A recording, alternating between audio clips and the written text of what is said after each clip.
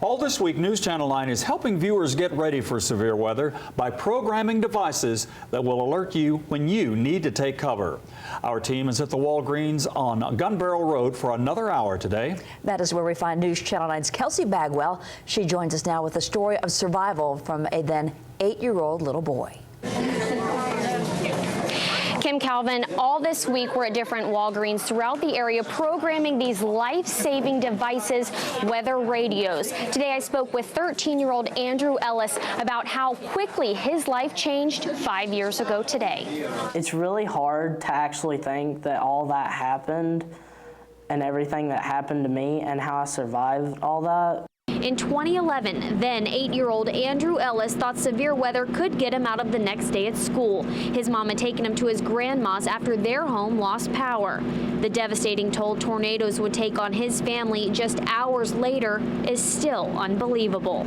Every time the anniversary comes, I just look back to that night and everything that happened from that day to that night, and then waking up in the hospital. This is video of what the deadly tornadoes left behind in Appleton. Among the dead, Andrew's brother, cousin, grandmother, and great-grandmother, who were all inside the trailer. Andrew says he survived because his grandma put him inside a bathtub. She told me to get up and get in the bathtub, so she took me over to the bathtub. We got in, she got on top of me, and then we were taken out of the house that we were in, and we hit a hill, which that threw her off. Andrew would eventually be discovered in the debris, suffering a traumatic brain injury and broken bones.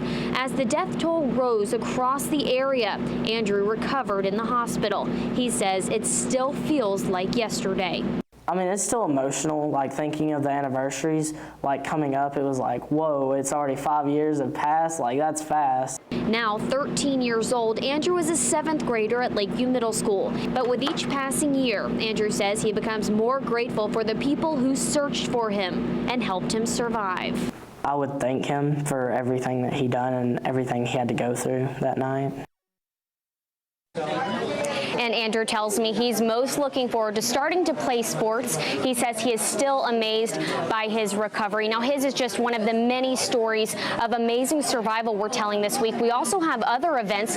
Chief Meteorologist David Glenn joins us to tell us a little bit about what we're doing here today and throughout the week. And as you mentioned, it's all about weather safety. And that's what we've been doing in the years that led up to 2011 and the years that follow. We programmed thousands of weather alert radios, and that's what we're doing here today. If you have a weather alert radio, weather plan, a severe weather plan in your house, you're set to go. And you can see just how quickly these storms can change everything. Right now, not much severe weather happening at the moment. We do have some thunder showers up toward Pikeville, Spring City, and Rossville, but nothing severe. That may change a little bit as we go toward tomorrow, and especially late tomorrow night as a cold front moves through the area. And if you missed out today in Gun Barrel, we're going to be live again in Ottawa at the Walgreens there on Thursday, and at the Walgreens in Cleveland on McGrady Drive on Friday. Both events from 4 p.m. to 7 p.m. will be broadcasting out there live, weather permitting. Should there be any storms, of course, I'll have to be back at the studios. We'll talk more about the 7-day forecast, talk about our chance for storms in the days ahead coming up in a few minutes. All right, Dave.